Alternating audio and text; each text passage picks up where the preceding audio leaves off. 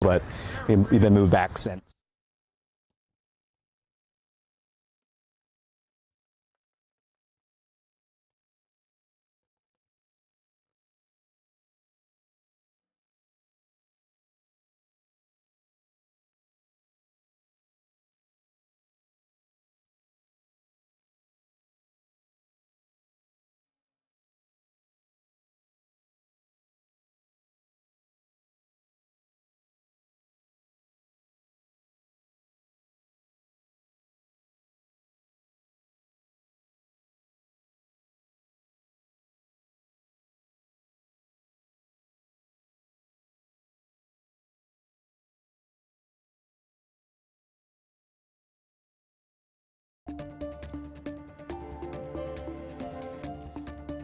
Good afternoon. I'm Barry Davis. We're just moments away from a press conference in Kerrville to bring you the latest information.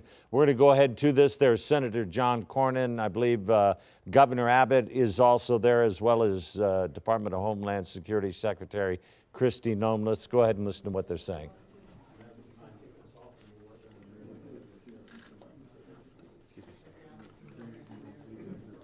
It hasn't started yet, but they've not started yet, but to bring you up to speed, at the press conference at 11:30 this morning, Kerr County Sheriff Larry Latha had informed us that they could confirm there were 27 deaths. That again, that was at about 11:15 this morning, 18 adults and 9 children. We still have, we don't know how many people are missing from this flooding, but whatever that number is, we know that it does include 27 little girls that were at Mystic Camp. They had told us this morning, we saw helicopters running constantly back and forth yesterday, unloading some of these kids. They told us this morning around 11 o'clock that so far they had performed more than 850 rescues. They were going back out. They intended to start at 8 o'clock this morning with more helicopter efforts, but we had some low cloud cover. They couldn't get the choppers off the ground. So what they did at that point, they decided they were going to go ahead and continue the search on ground. They said literally putting boots on the ground, starting at Hunt, walking up or down the river, you know, as the water came down as well. Okay, I understand we have our audio connection now. Let's go ahead to the press conference. No. Oh, I'm Zach. This is Zach Briggs joined us now. Zach, I understand though you are in Comal County, where we're told that we have some flooding there now. Well, we're going to go to Ryan now. We're apparently having some audio problems. I know we can hear you because I can hear you and I can see you. Yeah, absolutely. So let's talk about what's going on outside. We have a couple of showers out east towards east of I-35, and these are current river levels. We're still, looking at this data, but it's right above the Comal and below the Comal. That's really right a concern right now, which includes a flood warning out east, which is seeing a little bit of rain, which will show you radar right about now. It's going to be loading in the next 5 to 10 seconds, but let's take a look at what's happening outside. Slowly but surely, there you go. Here's radar. Notice how a lot of this rain is thinning out. So there are a couple of thunder showers out there, especially northwest of Austin, for example, and we can zoom in into some of these areas, but most of it is thinning out. Now, this is all courtesy to a similar pattern that's been happening over these last 12 to 24 hours. These areas of small rotation, we call them vortices in the atmosphere, these little ripples that help produce rotation in a broad sense, but that helps fuel a couple of showers and thunder showers. But notice these last couple of hours, things are really thinning out. With that being said, a flood warning is still in effect for some areas until tomorrow morning along I-35. This one right here is for the Guadalupe River between the Comal and Seguin. So this is getting inundated with a lot of rainfall that's falling downstream. And then also because of all the rain that's fell north of Austin, all flowing farther southward. And that's why we have a lingering flood warning until tomorrow morning. That does include Comal and Guadalupe County. And then expanding the view anywhere east of Bernie and then towards 281 and Highway 90 towards Luling. All these different light green boxes also indicating a flash flood warning because of the rain that's fallen in these last 12 hours. Matter of fact, here it is right here, 12-hour estimate. So the bullseye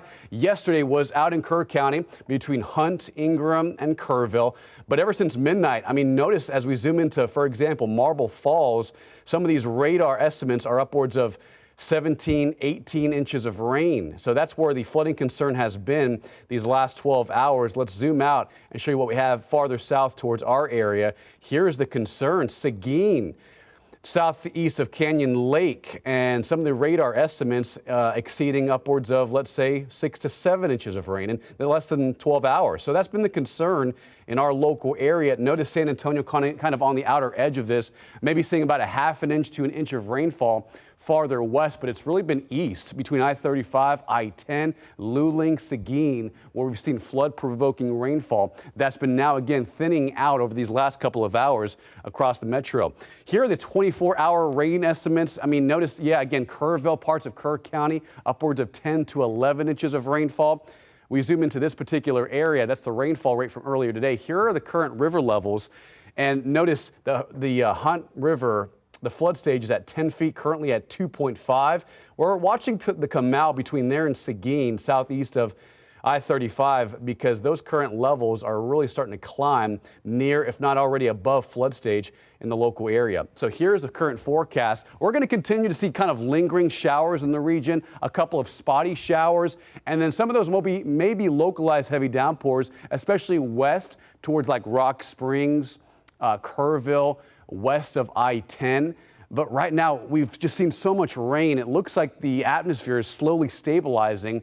And as you saw on radar, which we'll take a look at in a second again, is really starting to thin out. So we do have a chance for rain over the next couple of hours, but things are improving. Matter of fact, as we fast forward to tomorrow morning, tomorrow afternoon, we may even see a break in activity. In the meantime, how much rain is potentially through the next couple of hours? We could see an additional half an inch in some localized areas. Just to reiterate, this is a forecast model. So depending on where exactly these storms set up in the next couple of hours, which, by the way, they've been thinning out on the trend on radar, that could, produce a localized flash flooding threat between I-35, I-10, mostly east of San Antonio. That's where we've been seeing the highest concern for any additional flash floods. Matter of fact, just to reiterate, here are some of the additional flash flood warnings that are across the region. Take a look as radar starts to slowly update. There we go. So this is the last several hours. Notice the heavy rain is farther northwest of Austin. Lots of lightning over there, which, by the way, in Burnett County, as you saw in some of those radar estimates, upwards of 17, 18 inches of rain farther northwest of Austin. But this is all courtesy to a weak area of low pressure that's really starting to spread out. It's almost like a weak trough that you can see it broadly rotating, but really starting to weaken. With that being said, there's a lot of moisture in our air that could help produce additional showers, thunder showers in the region, but it's really farther north. We'll have to watch very closely just because the mean flow is north to south. So any additional development will move farther south, maybe towards Kendall County, eastern portions of Gillespie County. And this atmosphere is still very volatile. We could still see additional development. I think by and large, though, by tonight, we're starting to trend down on the rain chances. Here's another look at the flash flood warning for Comal and Guadalupe County. This particular one right here until 5:50 tomorrow morning. So any additional rain that falls between Blanco, Canyon Lake, for example, downstream of Canyon Lake, that may funnel into the Guadalupe towards Seguin, and that may lead to an expansion and an inundation of floodwaters moving towards Seguin and just east of San Antonio. But again, just to reiterate, a lot of the rain is starting to thin out. It's mostly light to moderate. For example, let's zoom into, let's say, southern Kendall County and show you what we have. It's just very light rain. This does include a flash flood advisory right about here east of Bernie and south of Blanco. This is in effect until 5 p.m. tonight. We may see this expire early just because of the lack of coverage and how much rain is starting to really fizzle out across northern portions of Kerr County and southern portions of Kendall and Comal and Hayes County. We zoom into, let's say, central Texas, northeast of Austin. That's where it's really heavy. Over Marble Falls, for example, lots of lightning. This is in effect until 4 p.m. The flood advisory for Williamson County. So again, we're watching these because these are moving farther south. Will they maintain their intensity and strength? It's a possibility just because of that really weak area of low pressure that may produce an environment that's sustainable for some of these showers to drift farther towards New Braunfels, I-35, south of Blanco County, because these flood advisories and flood warnings are in effect for a good portion of the afternoon. So any additional rain could aggravate any street flooded areas, high flood prone neighborhoods that are already seeing high water areas. But notice generally the theme is the radar starting to thin out a little bit more, but we still have a lot of instability in our atmosphere, which we'll keep a close eye on. Again, just to reiterate, flash flood warnings in effect for these particular areas in eastern Bexar County towards Comal and parts of, let's say, Guadalupe County. Any additional rain could cause a problem in our local area. We'll continue to watch this very closely here on air and online, Barry. Ryan, real quick before you go now, nothing north of Fredericksburg. You say this is moving south, right? Yeah. I think the mean flow is all the way direct south. There's a ridge out west, and what that's doing, it's helping transport a lot of the moisture in this direction. Now we're watching this very closely, some redevelopment of some scattered showers, thunder showers, but even if they were to reform, I think eastern portions of Gillespie County, maybe portions of Kendall County may see an additional round of some passing rain, but it looks like the main threat for any flash flooding east of I-35. All right. Thank you, Ryan. We appreciate that. It's good for the folks in Kerrville. Not good news for the folks over around Seguin right now. We have seen some heavy rain. It's been falling since this morning in Comal County. It's causing a little bit of flooding. They had some evacuations along River Road in Guadalupe County. That's where Zach Briggs is now with a look at what's going on there. Zach? We're off of Loop 337 and Riven Road, and you can see law enforcement blocking off this area, and for good reason. You just saw a pickup make its way across River Road and Blighters Creek, aggressive waters for the past hour or so. And on the other side of River Road, you could see another Comal County Sheriff's Office vehicle. Now, the big area of concern is between Sattler and Green. Camboaco Springs is a popular place for people to hang out along the Guadalupe River. I did catch up with some people from Houston who recalled the rushing waters and getting word from law enforcement to evacuate. Now, as you can see, lots of RVs, trailers, and tents filled the shores of the Guadalupe River along River Road. Now, numerous businesses and other campsites also remain in the path of the rising floodwaters. And I did see some rescue boats rush into River Road earlier, and the rain has stopped, I'd say, in the past 30 minutes or so. And we're learning from the City of New Braunfels Facebook page that the Guadalupe River above and below the Comal River will rise about 13.6 feet by late this afternoon and then slowly recede overnight. Now, let's go hear from a few of the campers that I met a little while ago. Muddy water floating through the RVs, coolers, canoes, everything floating through. It was all unexpected. We were rushing. A lot of stuff is still left over at the RV. It all works out. We're alive. It's fine. And no official word on when River Road will open back up to the public, but for now there's going to be a lot of waiting as crews continue to assess the situation. We have lines of cars, of people waiting to get back into the campsite, and it looks like we have a fire truck. In fact, we have a couple making their way back to River Road, assessing the situation. Evacuations, I'm told, are still underway.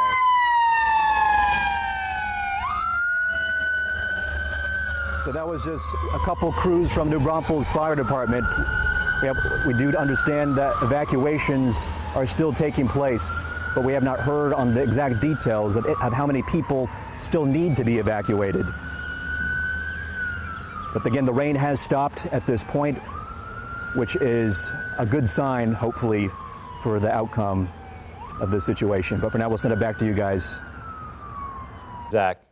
Want to check in, obviously, up in the Kerrville area now. Rania Kaur has been up there the last couple of days. She is in Kerrville with us now, and we're still waiting on that press conference from Kerr County, Kerr County judge, the mayor. We saw Governor Abbott briefly, Senator John Cornyn.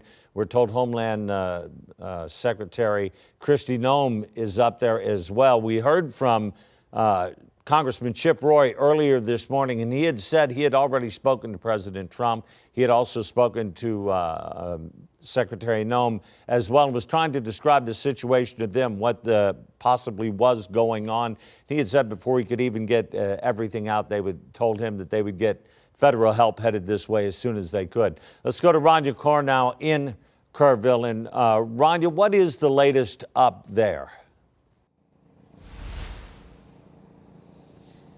Yes, Barry, I spoke actually with Kerrville Police Department not too long ago. They tell me they're, of course, continuing the search and rescue efforts here along the Guadalupe River. They're concentrating southwest from Hunt all the way to Center Point. It's about a 17-meter area, and I don't know if you can hear that, but we have seen the Department of Public Safety helicopter just circling this area looking for anybody they can find.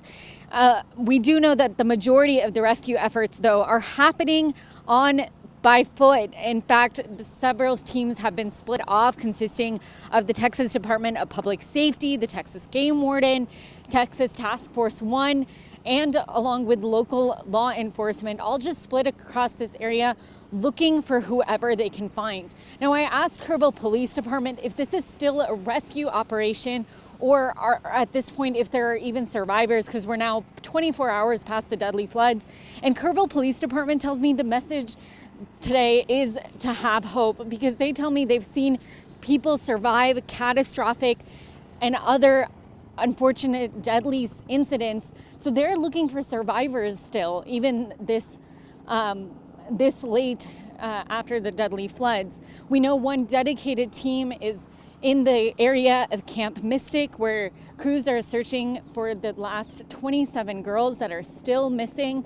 Again, I don't know if you can hear that right now, but that's the Texas Department of Public Safety helicopter looking in the air. It's a little hard to see with the cloud cover, which we did hear from early this morning was going to be an issue. But again, search and rescue efforts continuing, drone, boats, whatever they can do to find whoever's missing, they're going to do their best. And I'll have more updates from you from here in Kerrville. Rania, before we let you go, we know that they had intended on getting the helicopters taken back to the air at 8 o'clock this morning. We had some low cloud cover up there, some rain as well. It prevented them from taking off in the 8 o'clock hour. They said they were going to wait for the clouds to lift. Do you know, now we hear that one obviously behind you. Did enough helicopters get off the ground today to do some effective search? So the main helicopter I've seen throughout all this morning and this afternoon has been that Texas Department of Public Safety helicopter. And that's the main one that I've seen that's been doing the search along the Guadalupe River. I haven't been able to get any specifics on how many air helicopters or air searches are happening at this time. I do know they're using drones. I know there was also some concerns about them being able to use boats, just because now that the Guadalupe River has crested to the point where they can actually wade through the water. We're not even sure if they're able to do that, but they did tell me whatever asset they could use, they're going to. And just a reminder, where I'm standing right now is how high the Guadalupe River was yesterday. I mean, as you can see in the distance, it's crested quite a bit. And that, of course, is the challenge when you're trying to put boats out there to try to search for people, because now the water is so low, they are not necessarily been able to do that even. So again, whatever they can do, they're going to try their best too. Barry? All right, thank you, Rania.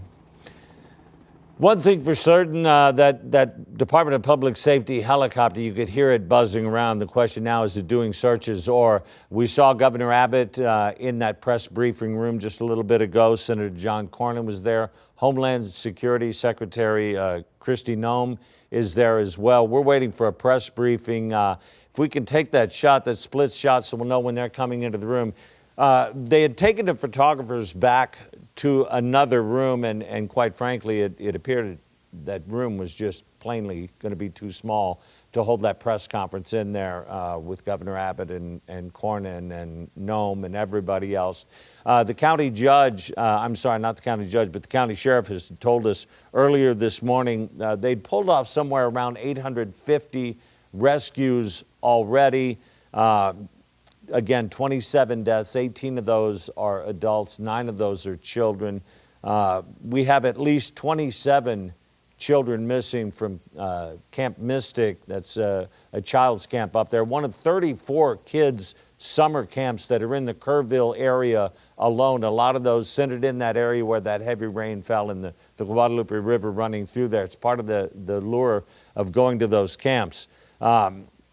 They did take off with the search at 8 o'clock this morning, but they had to take off on foot. They couldn't get the helicopters launched because of the air cover and all. As we said, we're waiting for them. They had initially said that this press conference was going to be at 2 o'clock this afternoon. It was then pushed back to 2:30. Now here we are at 2:46. We still don't have any officials in the room. We heard from Kerr County Sheriff Larry Latha this morning, as well as Kerrville City Mayor Joe Herring. Mayor Herring obviously has been very upset by this.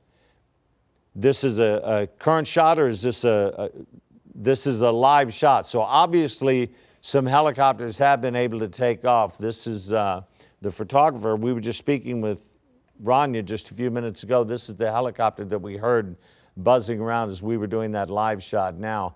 How many others? Yesterday, I know we saw Texas National Guard helicopters, some Black Hawk helicopters, saw Coast Guard helicopters. We saw this DPS chopper.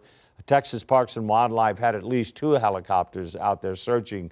We have search teams from all over the state, and truth be known, we probably have some from outside of the state, but some as far away as Conroe, which is just north of north of Houston. So we don't know who all is out there searching, but we know there are efforts on the ground now to try to get to, hopefully, prayerfully, some survivors of this flooding. We don't know yet. We haven't been able to get any information. They're being very tight-lipped, and I understand that too. They don't want to give anyone a false sense of hope that people are being recovered, but there's certainly not as much helicopter activity as there was yesterday. And the city of Kerrville, their emergency management team, has established a reunification intake line for parents of campers who are still missing, anyone that you have a loved one or someone you know was along the river, and there were an untold number of people that were there hoping to celebrate the 4th of July when this flood came along. The number at the top there for the reunification intake hotline, 830-258-1111. That number was just established very early this morning. And then yesterday, they told us, law enforcement, both the county and the Kerrville PD told us, please do not call 911. That number obviously was just being inundated with the number of calls. This is the Kerrville Police Department's non-emergency line. If you're wanting to check on someone, if you're wanting to report somebody missing, the number at the bottom of your screen there, 830-257-8181, is the number to call. Again, to check on someone, to report somebody missing, to report some concern. Also, there are a number of area shelters that have been set up. There are at least 4 now set up there are so many people that have been displaced, and they have no place to go there, so they're hoping to take care of them as well. Are we any closer? Well, we're going to go to Ryan now. Ryan, what's happening now with this rain that obviously we're watching now? The flooding over in Comal County along River Road and all of that really has nothing to do with the storm and the flooding from yesterday. That's not reached through Canyon Lake. They've not opened the gates. They're not releasing water. This is because of the rain that's happening due north of there. Yeah, Canyon Lake has the ability to absorb a lot of the rain out west. You know how low it's been recently. 48%. Yeah, so it's really the heavy rain, the torrential rainfall that's fallen in Burnett County, farther northwest of Austin, all that flowing down south, crossing over I-35, that's where it's becoming a problem above and below the Comal, which will show you the current levels and the flood stages coming up in a little bit. But first, here are current conditions. Radar a little laggy right now, but this is showing the big picture. A lot of this is thinning out. It's mostly light to moderate rain in the region. But what's been a concern, at least these last 5 to 6 hours, is the low deck of clouds, the low visibility, this constant drizzle that does lower the visibility at times for helicopters and first responders, rescue crews to continue to do their job in a safe fashion. But yeah, it's this low deck of clouds that just causes visibility to be reduced quite a bit. So this is current conditions across the area. We'll take a closer look at radar, but I do want to start off with this right here. Here are the 48-hour rain totals since yesterday morning. Remember, a big chunk of this fell Friday morning from about 1:30 a.m. to about 2 in the afternoon. Then we saw a break by about 3 and 4 o'clock. But here, and you can contrast between the San Antonio Metro and the Hill Country. For example, Helotes, 0.86 inches of rain in the airport. I think about a half an inch right now from what I see on the data from the National Weather Service. But that may fluctuate a little bit with the incoming drizzle and light rain that's fallen in the last 1 to 2 hours. Alamo Ranch, 0.58 inches of rain. Same thing over at Schertz. Similar numbers across west and northeast San Antonio. Stone Oak, seeing about 1 1/4 inch of rain. Medina Lake, 0.82. This is where the numbers really climb exponentially. I mean, Kerrville, over the last 48 hours, 4.78 inches of rain. Ingram, 6.62. And then when we talked about this yesterday, in the last 12 to 24 hours, that gradient of accumulated rainfall just goes up so significantly from Kerrville to Ingram to Hunt, and you can see 11.68 inches is the official rain total from one of the observation sites in Hunt, Texas. Comfort, 5.71, Bandera, 5.64, and Canyon Lake so far as of 2:30 this afternoon, 2.23 inches of rain. Okay, flash flood watch originally was in effect until 7 p.m. tonight. It has been extended for the potential at more passing showers, especially in this green shaded area for all these counties. So Atascosa County, Bexar County, parts of the Hill Country, and especially up I-35 towards Austin, Burnett County, and out towards Gonzales. Or by the way, which we'll show you in a second, this region right here between I-35, the Comal, Seguin, they've seen a huge chunk of rainfall fall in the last 6 hours. It's been abundant, and that's where the focal point has been in the area. All right, here's radar. So we've talked about this. There is an additional impulse of rain moving farther south, west of I-35. And notice that most of this rain that's forming around the San Antonio Metro, the Hill Country, it's very light to moderate. We had a couple areas of strong bursts of convection and thunderstorm activity, but those have since really fizzled out in north and northeast Bexar County. So basically from 281 towards Garden Ridge, I-35. That's where we saw a pretty good amount of heavy rain, but didn't last very long. That's the good news. Yes, these are, long-standing passing showers, but they're not sitting over the same area for a long amount of time. So that's the good news. But we're watching this very closely, which is why I think the Weather Service has extended that flash flood watch until 10 p.m. is because of some of that additional activity that's forming farther north near Blanco County. So there's Marble Falls, there's Dripping Springs. We're seeing an additional refiring of thunderstorms. Right now, nothing severe associated with them, but they are localized heavy downpours. And if that continues to move farther south towards Bulverde, for example, southeast of Fredericksburg, this should move due south. I think Kerrville may see a couple of passing showers, but we're watching some of that redevelopment, some of those thunder showers firing up on that western side just west of Marble Falls. That may move farther south-southwest. So we're going to have to watch that very closely. But notice, let's actually turn the clock down to right now. So it's 2:56 p.m. on your Saturday. Mostly light to moderate rain out near Hollywood Park, Timblewood Park. And most of this is just light activity. There are a couple of more moderate embedded downpours over near Helotes, near Braun Road, for example. Maybe just east of Calabro Road. There's Hollywood Park and Timblewood Park right there. South and southeast, not too impressive, but Lavernia down to Pleasanton, parts of 281, and then western portions of Atascosa County, seeing a little bit of rain out there. And these are all current and active flood advisories for Comal and Guadalupe County until tomorrow morning, early Sunday. And this particular one is for the Guadalupe River. These additional ones are for counties that have received pretty good rainfall since midnight and this morning. Matter of fact, here's that bullseye spot near Burnett County, northwest of Austin. Radar estimating like 17 to 18 inches of rain in this particular part since midnight tonight, this morning. And then towards the east and southeast, that's where it really lights up. 24 to 48 hour rain totals again towards Kerr County is where it's been really a big concern. Here are the current river levels, currently at 2.5 at Hunt. Kerrville at 3.1, so these are falling pretty good. That's improvements. Now our focus does shift towards the Comal. 10.7 above the Comal, that's cresting right now. That number may fluctuate, but the red color represents moderate flooding that's currently happening. And then below the Comal, while it's a bigger number, this portion of the river, it's only at minor flooding. The flood stage is at 13 feet. It's currently at 13.5, according to the National Weather Service. But both these parts of the Comal are cresting and experiencing between minor to moderate floods. And the National Weather Service, based on the forecast, right now it's cresting, so I think in the next coming hours, it'll slowly improve on these current river levels. So we're going to keep a close eye on this because this is the main concern as areas between I-35, Seguin, radar estimating between about 5 to 10 inches in this part. So the flash flooding threat has shifted farther east, and the Comal is a spot where they're receiving a lot of rain and an influx of tropical rain and moisture. So again, we're going to keep a close eye on the rivers, especially out in the Comal Berry.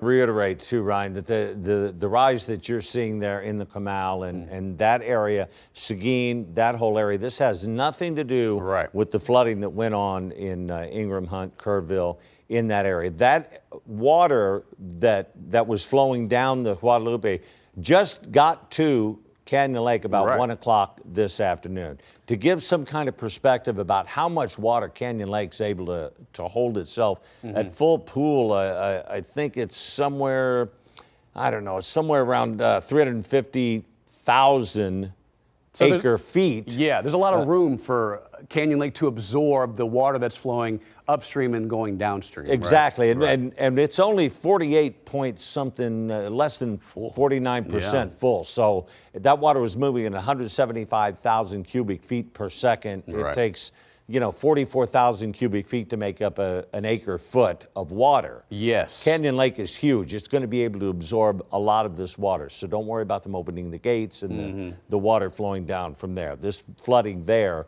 is due strictly to what that rain was falling up around Burnett and north of that area. Yeah, there have been pockets farther north of Canyon Lake and some even near Seguin and along I-35 that have received like 5 to 10 inches of rain. And it's because of those localized areas and that funneling in to the Comal, that's where it's becoming a problem. This is not associated with what happens across the hill country. Just wanted to clarify that. But it is something we do certainly need to keep an eye on. The rain's going to continue to fall, for a while. So we'll just have to keep an eye on it. Thank you, Ryan. Yeah, absolutely. Now, going back to Kerrville, we're waiting on a press conference in Kerrville now. This was supposed to have started at 2 o'clock this afternoon.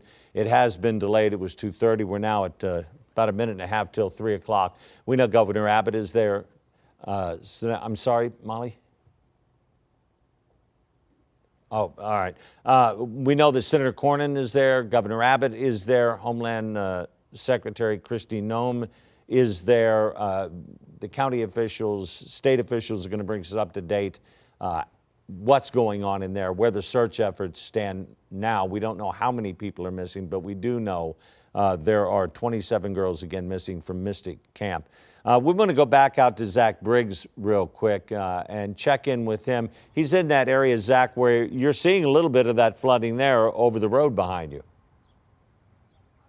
Absolutely, Barry. This is Blighters Creek. Behind me, the road's blocked off. Again, we're off of Loop 337 and River Road. And I'd say about 5-10 minutes ago, we saw a number of vehicles coming from River Road, evacuees, an RV, numerous pickups, and then we just saw a number of fire department personnel, state resources with high water rescue boats head into River Road. And according to some online sources, Roy's Rentals, it's one of the many businesses in the area, they're currently evacuating dozens of campers. And another note, at least 20 people were able to make it to higher ground in this camp vicinity, and they're waiting to be rescued, hence why they have the boats in the area now. But we did speak with a number of individuals that made it out when law enforcement came by their campsites hours ago. There's a Shell gas station just nearby, and they told me how fast-moving these waters were along the Guadalupe. These folks coming from visiting from Houston, and they were looking forward to having a good time, but their plans obviously changed, so they're now at a hotel waiting it out until they get the green light. They're monitoring social media, watching news coverage of the situation here in Comal County.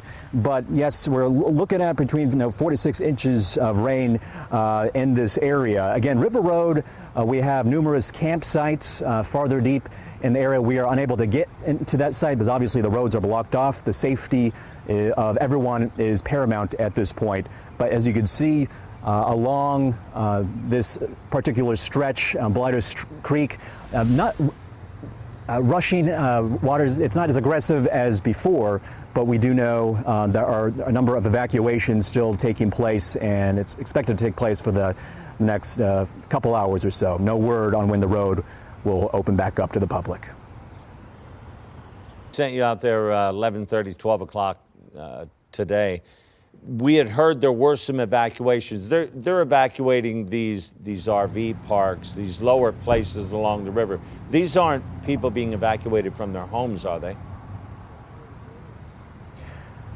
There might be some residential areas. We have a number, we can't see right now, but you have a number of people behind the camera waiting and to get back to perhaps their campsites, their businesses, or even homes. But there's a lot of uncertainty, a lot of questions. People have been coming up to this sheriff's deputy vehicle asking questions, but this particular deputy is unable to provide clear answers at this point. It's a waiting game. The priority remains to get people that are still stranded miles in, get them out. Again, some people are able to get out on their own.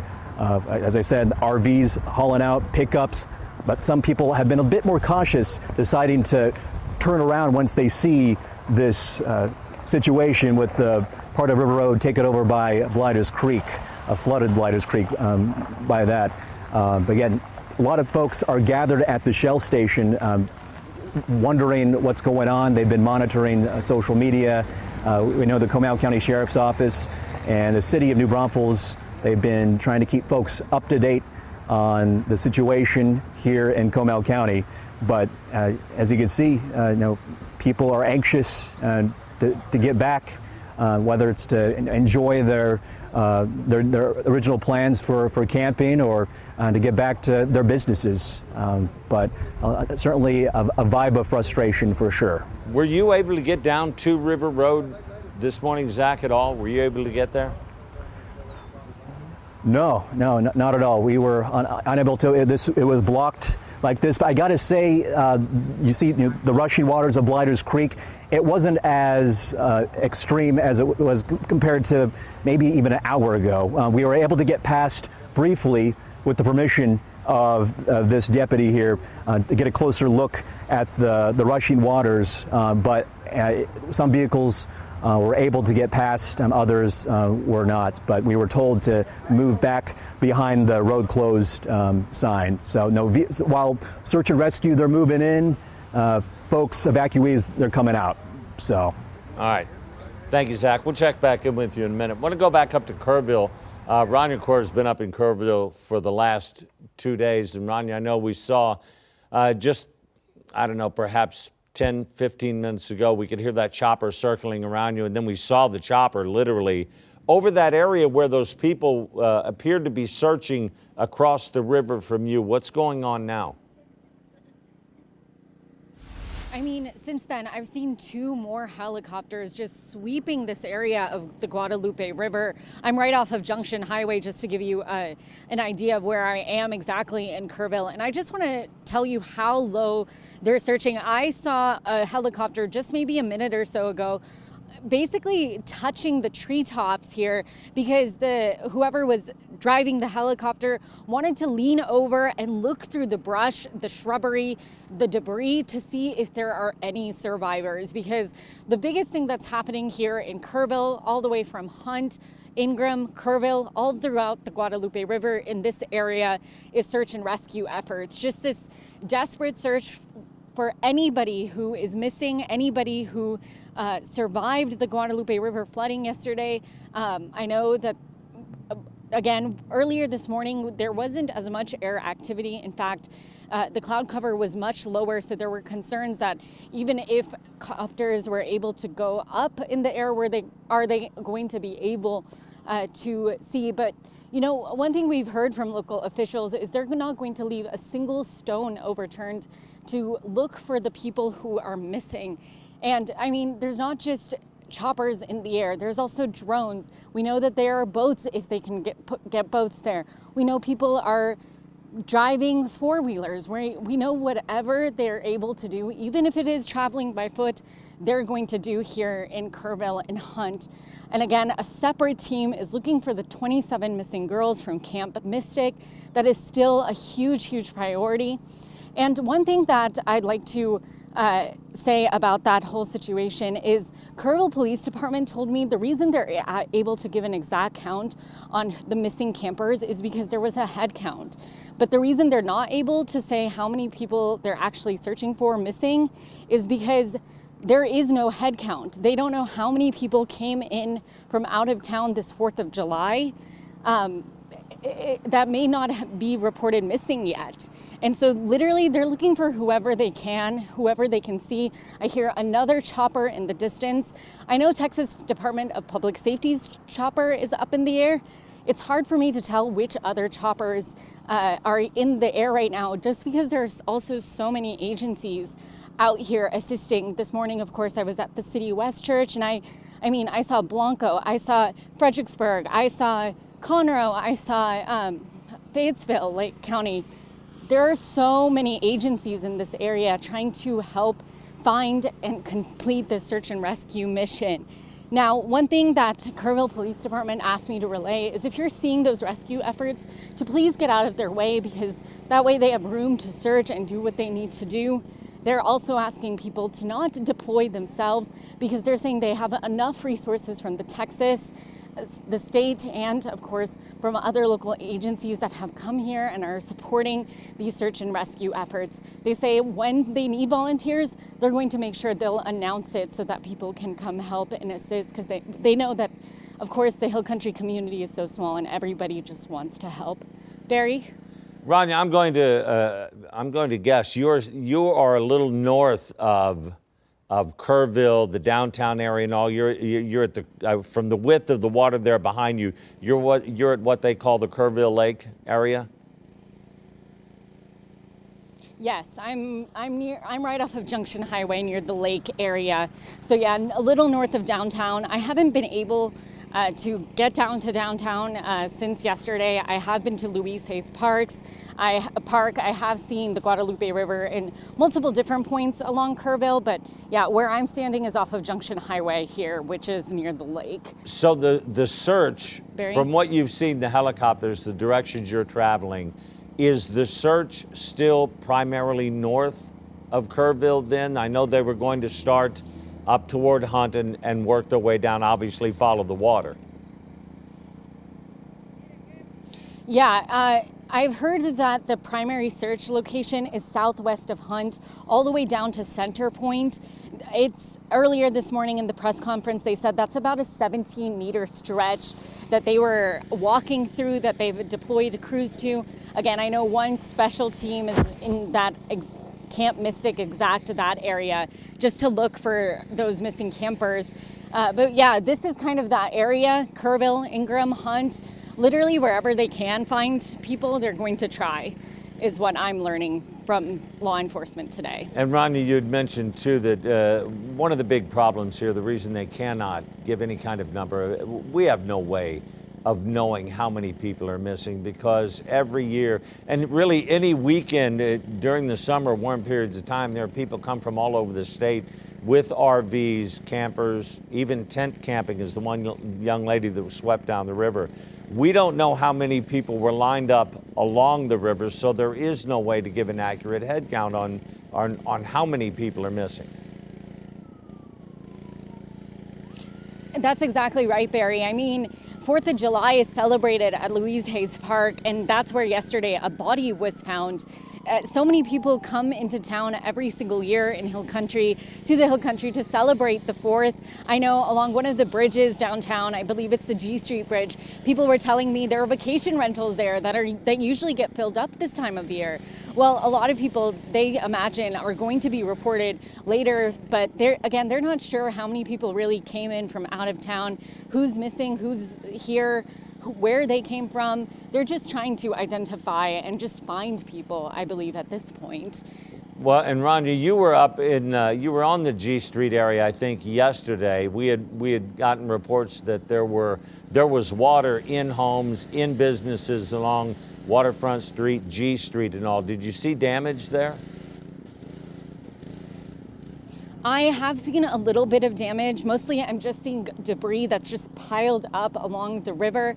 I know that at one point law enforcement officials today were telling me that officials were wading through water that was chest deep. Now, I'm much shorter than many of the law enforcement officials. I'm 5 feet, but the water was so high that it came up to their waist, it came up to their chest, it came up to their hips, and they were doing whatever they could, again, to continue those search and rescue efforts. And of course, if the water is chest deep for them, for homes that are not high enough, that means the water was in those homes. So definitely we can say there is some damage to some homes along the Guadalupe River. To what extent at this point, I know we're still trying to figure that out. All right, Rania, thank you so much. We appreciate you being there. I want to remind everybody too, the city of Kerrville, their emergency management department has established this reunification intake line, telephone line, for parents of any campers who are still missing, anyone who may have a relative or someone they know that was along the Guadalupe River, if they want to call to check on them or if they want to call to report somebody hasn't been heard from, somebody is missing, call that top number that's on your line there, the reunification intake line, 830-258-1111. Everybody else, call that bottom number, 830-257-8181. Want to go now to This Is in Kerrville as well. Again, we're going to have a press conference, bring us the latest information on the flooding, and hopefully we'll get some idea of where they are in the search for the 27 little girls that are missing from Camp Mystic. We know Governor Abbott is there, Senator John Cornyn is there, Homeland Department Secretary Kristi Noem is there as well. We heard Chip Roy saying earlier he had already spoken to President Trump and the Department of Homeland Security Secretary and was talking to them about possibly getting some federal aid to come into the Kerrville area to help in this recovery effort, to help maybe fund this search effort. There is Governor Abbott making his way to the microphone now, so he's followed in by the rest of the crowd. Let's go ahead and listen to them and hopefully get some update on some numbers.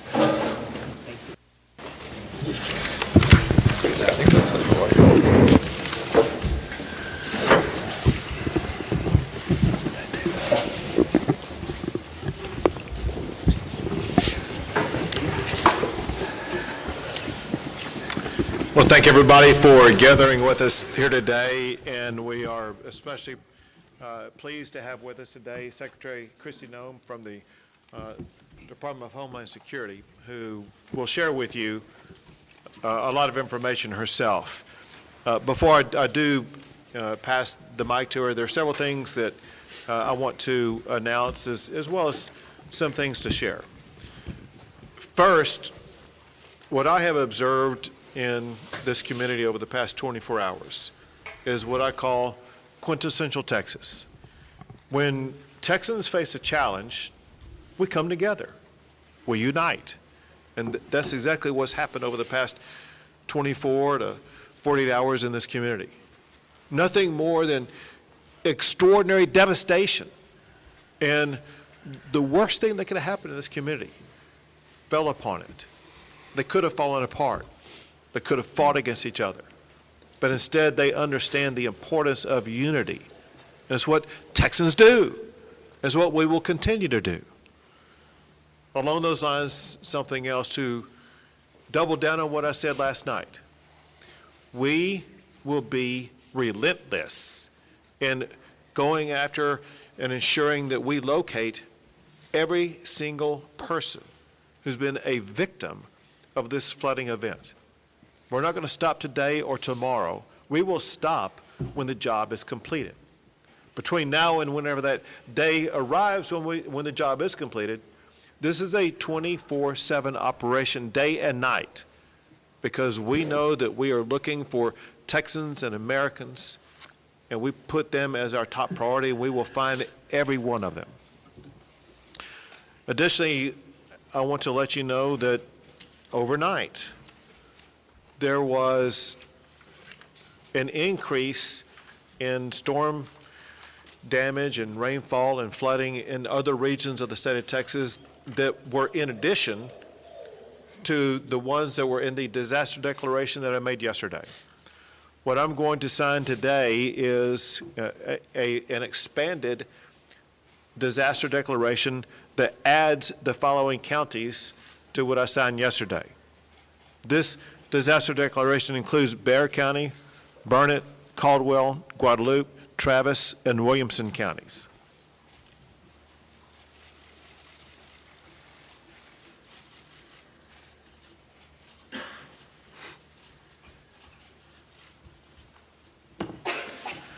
We will continue to add counties as needed, as conditions either worsen or improve in counties across the state of Texas. We will ensure that every asset and resource the state has is going to be made available to every county that's the subject of this disaster declaration. Also, I've had the opportunity to visit not just with Secretary Noem, but other officials in the Trump administration. We know that President Trump, he loves Texas for one. He's deeply concerned about all the families who've been affected, but also knows about the magnitude of the devastation that we're suffering. And so what I'm about to sign now is going to be the first step in a process. This document is a request for a federal disaster declaration coming from the governor to seek the immediate and ongoing help of the federal government.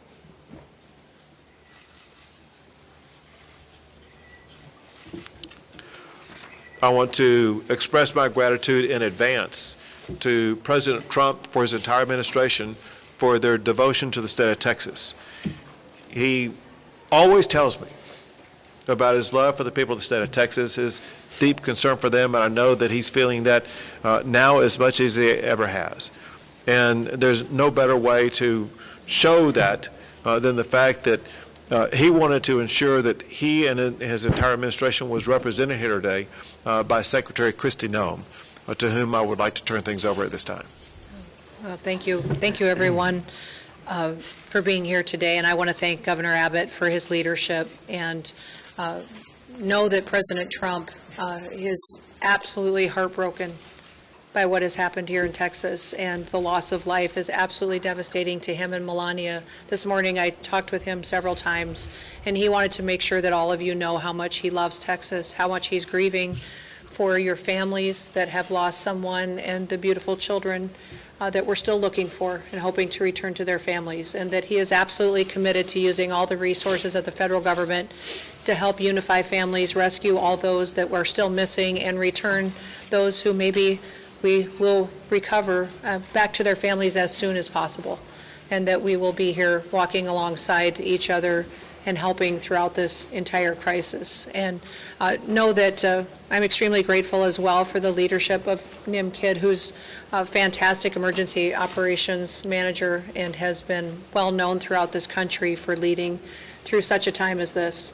And this tragic situation is something that is unprecedented. We recognize that at the federal level. We also recognize that when something like this happens to a community, happens to a state, that the best responders are those locally, because it's your family members, it's your community members that are being impacted, and you can respond quickly. And the role of the state is to run and manage that emergency, but the federal government needs to be here for the support and extra resources on the ground as well. And that is what we are doing and what President Trump has dedicated to continue to do. I've visited with the president already about this federal disaster declaration that the governor was going to sign here this morning, and he has indicated that he will honor that and that he will accept that. So that response and that relief will be coming. And we also have had assets here on the ground since the beginning of this crisis started, since this weather event did start. And even before it came, we were alerted. We did have Coast Guard assets here that were helping to rescue people. We're thankful for the airframe that showed up and those coasties that were here walking alongside our DPS, and the emergency responders that were here, the Texas assets that were deployed already, and that coordination was seamless, and I appreciate them for putting that request in right away. We also had our BORTAC team from Customs and Border Protection out here helping with rescues. They are a specialized, trained force to come in these types of situations and bring their skill set to bear. That is a resource that's incredibly important to the Department of Homeland Security, but also in these types of situations when we need emergency management response. We also did have a CBP advisory interdiction specialist here that was helping with some coordination of air assets that has been present. And then we are looking at the other entities that are under the department, what can be utilized, and of course FEMA is standing at an enhanced level right now, which means that they are plugged in to the State Operations Center. We are engaged, and then as this response goes forward, that their role will continue to be filled as it always is in these situations, and will be timely and responsive as to what the governor requests and what is needed here on the ground. I do know that the state of Texas is amazing in how it responds to disasters. Not every state is like that. Many states do not do what the people of Texas do. And you are an example to the nation of getting through these difficult times, but also know that you're not alone, that you have the entire country's hearts and are with you and are walking alongside you. And at the department, we will continue to bring more resources. We just, at the request of a previous conversation less than an hour ago, in visiting with NIM and with the governor, requested more fixed-wing aircraft from Coast Guard to come and help us, making sure that we're going out and locating individuals as fast as possible that we know are still missing, and that we also will send more airframe as far as helicopters that have the ability to come in, and some will be equipped, and the fixed wings with thermals so they can continue to work all night long. Some of the assets that other agencies may offer don't have that kind of equipment, but the Coast Guard does have it, and so that will be deployed so that the search and rescue efforts don't stop even when it does get dark at night. We'll continue to stay engaged, and I'll be here. I'm going to go up to the camp, Mystic, and I'm going to go around town and spend some time here today, and make sure that when I am calling and talking to the president throughout the day, that he has timely information, and that the requests that are coming here from the leadership on the ground are met immediately, and that we can take care of these families and take care of these folks right away. We do know the number one priority now is people, is making sure we're finding people as fast as possible, and we're returning them to their families. And then also, throughout the process, we'll get into what damage was done to public infrastructure, what may have been done to, I know we have 1,800 people that are still without power. What I understand is people still have water, but we do have damage to bridges and to roads. Thankfully, dams held.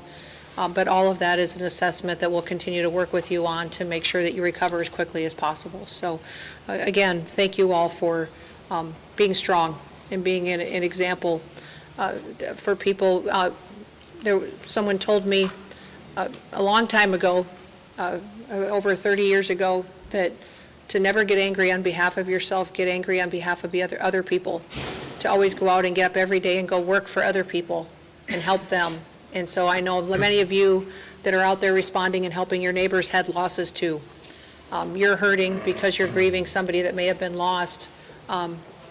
we were created to serve people.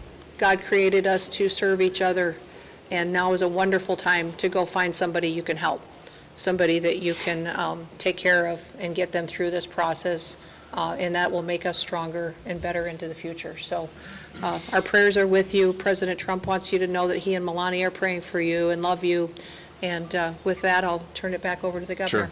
Sure. Well, thank you very much. Thank you so much for being here. Thank you for the assets and resources you and the Trump administration are providing.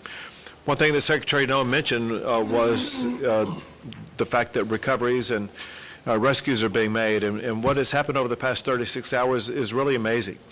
When you look at what the local officials have done, working in collaboration with multiple state agencies as well as our federal partners, in 36 hours, they have rescued or recovered more than 850 people, some clinging to trees to save their lives, others in other precarious situations. It's just sheer heroism, the way that we've seen our first responders rescue so many people. And now I would like to turn things over to Senator John Cornyn. My thanks to President Trump and Secretary Noem for responding so quickly to Governor Abbott's request for a federal disaster declaration, and particularly, Madam Secretary, thank you for being here in person. It's really important, and I think sends a very important message. Unfortunately, I've been to a number of disasters over the years across the state of Texas, as has the governor, and none of these get any easier. But I have to tell you, I remain incredibly impressed with Governor Abbott's leadership and the incredible work that the Texas Department of Emergency Management, under the leadership of Nim Kidd, do.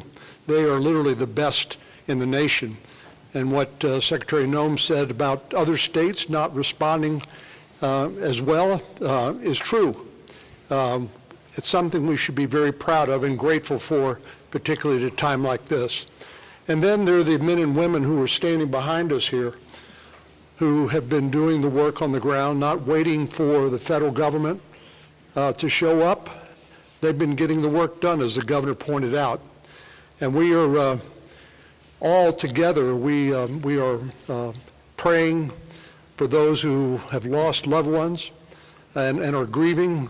We are celebrating with those who have been reacquainted with and rejoined with their family members.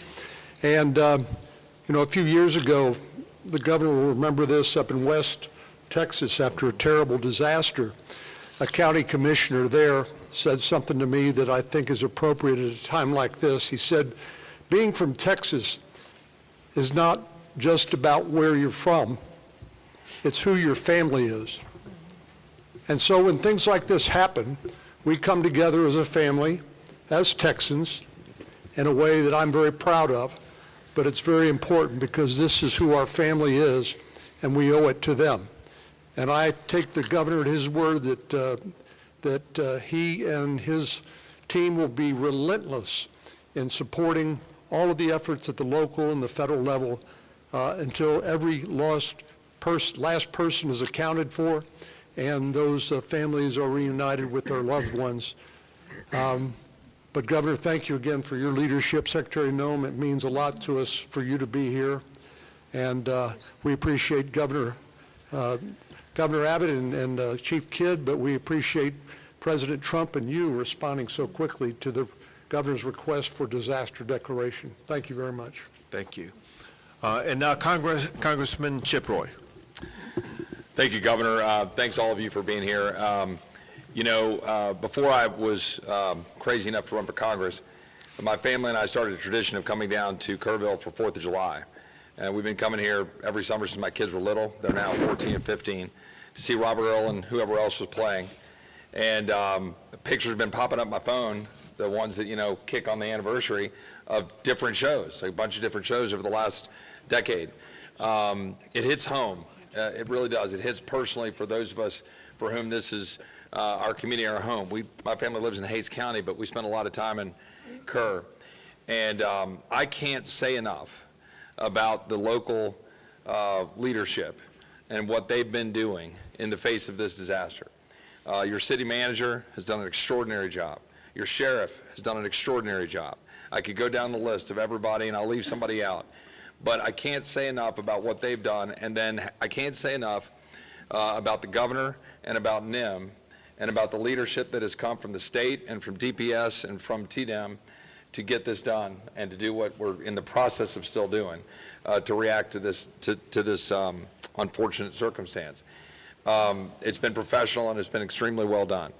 And I have to say, the secretary yesterday, I reached out to her office. I think it might be 15 minutes later that I got a call from the secretary, immediately responding to requests. I talked to NIM about the need for Army Corps support and some other stuff, immediately talked to the secretary about it. The collaboration, the teamwork, local, state, and federal, I cannot overstate the extent to which everybody set aside turfs or any of those kinds of things to deliver for the people of Texas. Now, we're far from having finished the job. We're all here knowing that we still have work to do. We're still prayerful. We're still hopeful. Obviously, there's a lot here that we're dealing with, but I'm deeply appreciative for that coordination.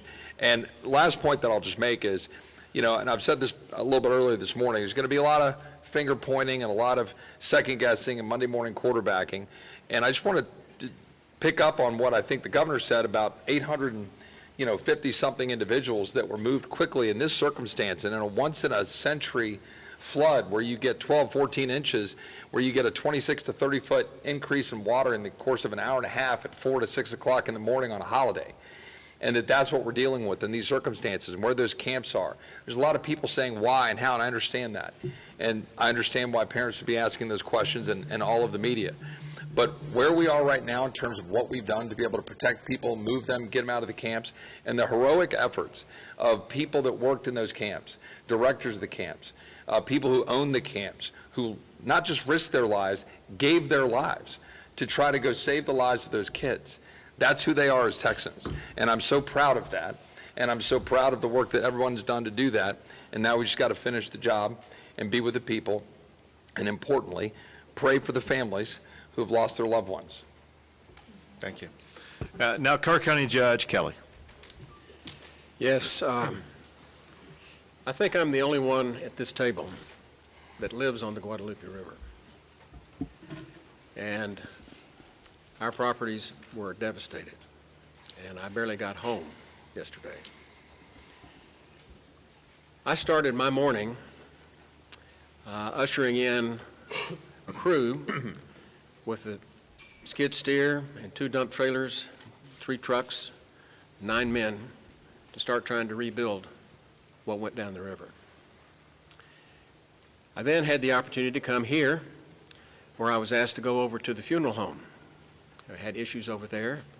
I am a 50-year lawyer and a mediator and arbitrator, and we had some issues that needed attention. And I got to see firsthand many of the body bags, and it breaks my heart. And coming back from that, we had an opportunity to go on a helicopter ride with the senator and the mayor and inspect the devastation. We flew all the way up the South Fork, all the way to Criders. And you can see what's happened, and it's going to be a long time before we're ever going to be able to clean it up, much less rebuild it. But there's nothing on the other side of Criders. It's just hill country. And we didn't know. We know we get rains. We know the river rises. But nobody saw this coming. And what I really have to report to you is it was a godsend to be able to get out of the helicopter, walk back into this building, and sit down with these people and cooperate, arm in arm, hand in hand, to do the best we can to work the process. The rescue has gone as well as can be expected. It's getting time now for the recovery. And that's going to be a long, toilsome task for us. And what I would reiterate that I've heard others say is as long as we stay together, we'll get this done. Thank you. Thank you very much. And now, Mayor Herring. I want to start off by saying thank you on behalf of the city of Kerrville and our 25,000 citizens. I want to say thank you to the federal government, the state government, county government. You know, as I look around the room in the Emergency Operations Center, I don't see different agencies from the state, the federal, the county. I see one team working together. It's important for our community to know it's one team. We will rescue those in peril, and we will find those who are lost. I continue to ask everyone who sees this today to pray for Kerrville and Kerr County. We need your prayers. And thank God we have the help of the federal government and the state government in this horrible, horrible crisis. Thank God for our country, and thank God for all the help we are receiving today. Thank you. Now, TDM Chief Nimkid. Thank you, Governor. My heart breaks. It's broken for those families that have lost their loved ones, and that fuels our drive to continue to search for them, and we will not stop until we find every one of them. I have to start by thanking our local first responders. Those men and women on the streets live here, they work here, their families are here, yet they got on the truck and they got in the car and they got in the ambulance and they went out and they did everything they could to save their neighbors. You also have volunteers all over this county that do the job for free, that were out there working to save lives, many times putting their own lives and their property at risk. Our state partners have been phenomenal, nothing short. Madam Secretary, your federal team has been nothing short of remarkable and impressive. I'm grateful for that. Every time I've reached out to you or your staff or Acting Administrator Richardson or the Acting Regional Administrator, I don't think the phone has rung twice before you've answered. Thank you for doing that. Thank you for being here with us. Life safety continues to be our #1 priority. We will continue the search until all those that are missing are found. We will start cleanup and property damage assessments as soon as possible. Our teams from FEMA have been in the State Emergency Operations Center since before we started operating on this event. They are exactly where we need them to be, doing exactly what we need them to be doing. Our Border Patrol partners have been here, and I'm so grateful for the U.S. Coast Guard. Acting Administrator Richardson and Regional Administrator Stoller have been great partners to us. We continue to work forward. And if I may, I'd just like to run across a few more of the numbers. 1,331 state additional personnel that have been added to this response on top of all your local responders. Over 906 state assets here. That's 125 from our agency, 172 from the Urban Search and Rescue Team at Texas Task Force 1, over 160 from the Department of Public Safety, over 250 from the Texas Department of Transportation, 170 from the Texas Wildlife Department, Military Department 136, and the A&M Forest Service here with 115, and almost 190 people on the health and medical side. Governor, our team stands ready to assist this community. Thank you very much. One last thing, and that is, there is a word that's been the most common word that's been spoken over the past 36 hours, and that is the word prayer. It's been repeated by the people who are watching this as we speak right now. It's repeated often on social media, through phone calls, through texts, and those prayers are answered in so many ways. Answered by that child who was being swept down the river and happened to find a tree to cling on and was able to continue with uncommon strength to be able to remain clinging to that tree until a helicopter was able to descend upon her and lift her out of that harrowing situation. It could have been the reason why water stopped rising into a home or a cabin or something that would have caused an entire building to float away. It could be the reason why there have been so many people have been located wherever they were down the river basin. It could be something that prevented somebody from getting into the water to begin with. All we know is that prayer does work. Your prayers have made a difference. We ask for continued prayers as we continue our efforts to locate everybody who's been affected by this, and pray so much for the families who have lost a loved one, who are going through challenging times that they never imagined on the 3rd of July that something like this would happen. Prayer matters, and we thank God Almighty. God has blessed Texas and will continue to bless our great state. We'll take a few questions. Have the numbers changed? 27 dead and 27 missing from Camp Mystic. Sure. What I can tell you is there's still 27 missing. We have recovered some additional bodies at this time we're trying to identify at this time. What I can tell you, an update, there's 32 deceased. 18 of those are adults and 14 are children.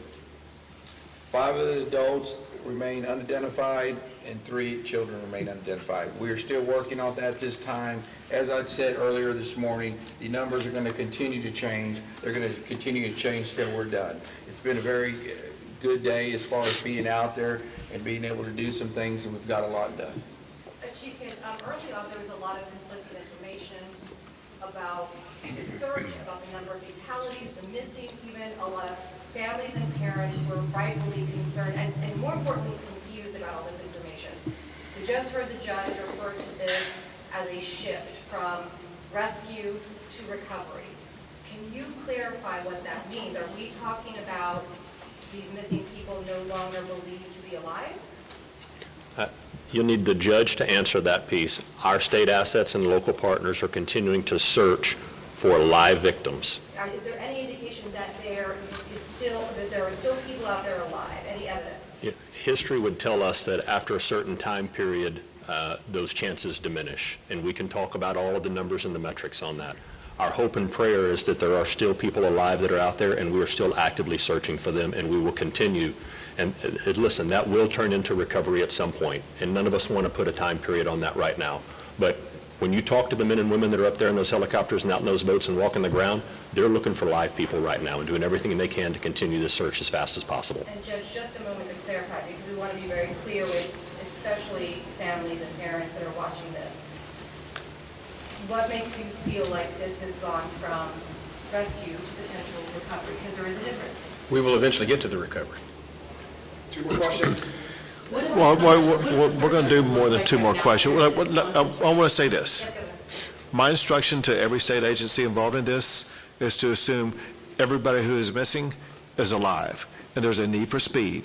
Not just every hour, every minute counts, which is why there's people in the air, people in the water, people on the ground right now, because they're looking to save every last life, and we will not give up that effort. 2 more questions.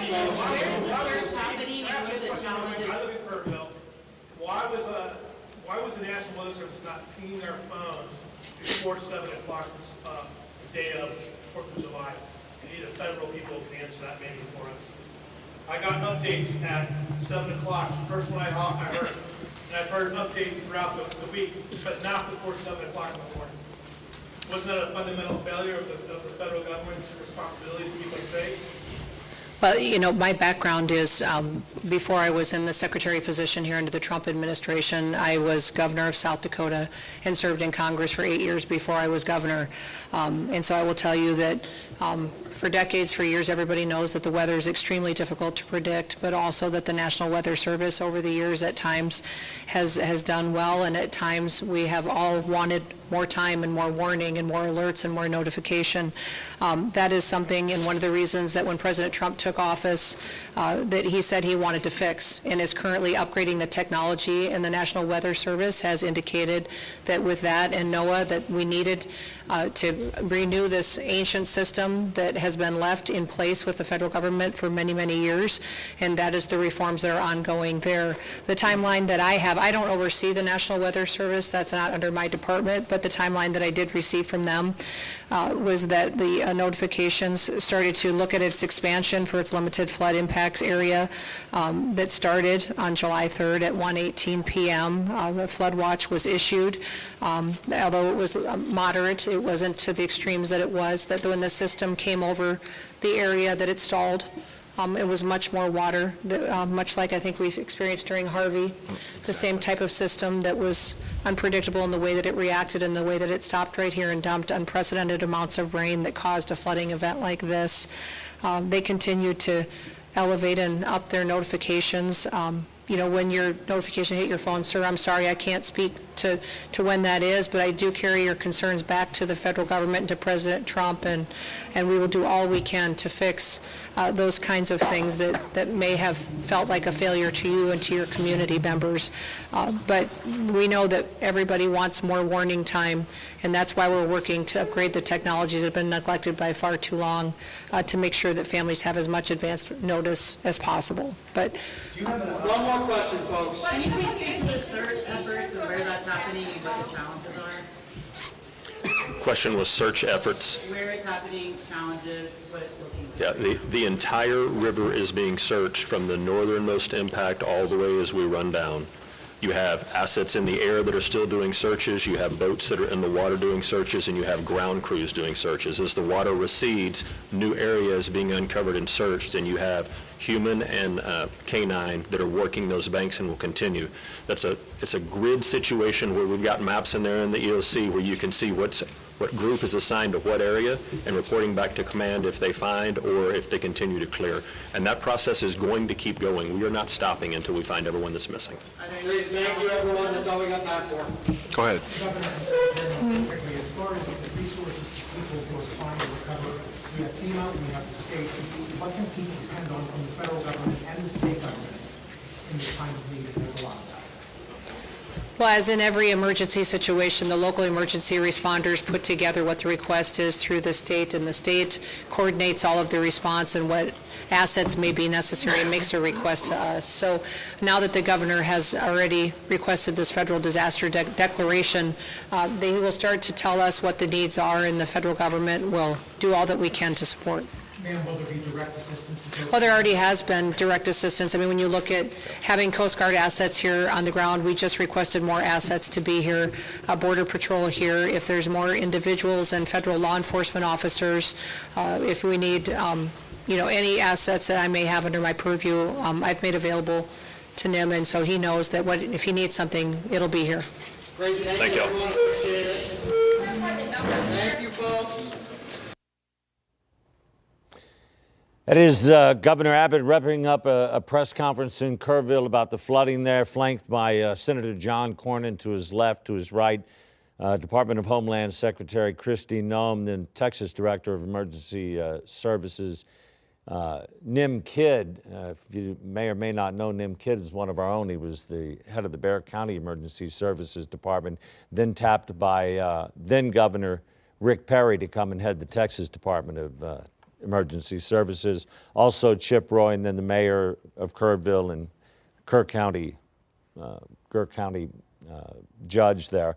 The governor did ask for, he signed a disaster declaration, expanding the one he had signed yesterday, expanding it to Bexar, Guadalupe, Burnett, Caldwell, Williamson counties. Mr. Abbott stressing the point to the President Trump how much he loves the state of Texas, loves being here. There is federal help on the way. At the end of this press conference, of course, is what a lot of us were waiting to hear, some kind of numbers to determine how many people they have recovered so far. They confirmed there are now 32 dead from the flooding, 18 adults. There are 14 children. 5 of those adults have not been identified. 3 children still have not been identified. They said there are still 27 children missing from Camp Mystic. It is a search that is going to take a long time. FEMA, he said, is standing, Kristi Noem did, Secretary Noem, saying that FEMA is standing at an enhanced level right now. They're bringing in more federal assets. She said as many federal assets as we need. President Trump is going to go along with this, that he is backing Governor Abbott's request in this as well. She said the president and the first lady are heartbroken, and I don't know anyone who isn't heartbroken by what's happening. Nim Kidd saying that it doesn't matter how long it takes. We're going to stay out there. His teams are going to stay out there and find every person that they know of that is missing. We're now 36, 37 hours into this thing. More help is on the way. It is just going to be a very long process. This is not going to go away. And you could see the governor just getting a little irritated by one of the questions, more or less pointing a finger at the state of the federal government for not warning about this flood. It was just an act of God. The amount of rain that fell in this area, there was no way, Secretary Noem saying there was no way to know, for anyone to know, that it was going to stall the way it did, comparing it to Hurricane Harvey when it stalled over Houston and dumped tons of rain there as well. That is it for now. We're going to go back to our regularly scheduled programming, but we certainly will have more on the news tonight. We will continue to cover this story tonight, tomorrow, the next day, next week, next month, however long it takes. We will be here to bring you as much information as it comes into us.